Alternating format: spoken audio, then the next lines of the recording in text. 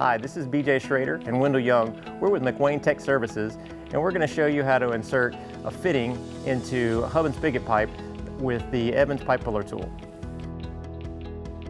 First, you've got to make sure that the hub is clean and free of any debris, mud, sand, or anything that would impede us from making a positive seal.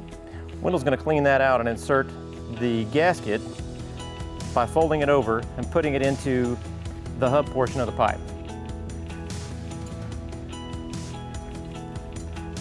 Once inserted, he's going to use the gasket lubricant, which is a water-based product, to make sure that we have a good positive seal with the fitting.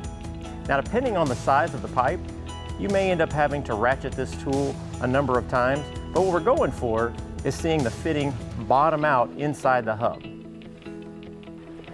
You also want to apply the gasket lubricant to the outside of the fitting.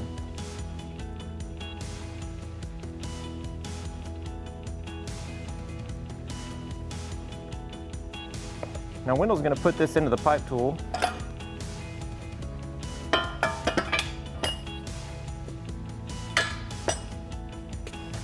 And we're going to ratchet it down close.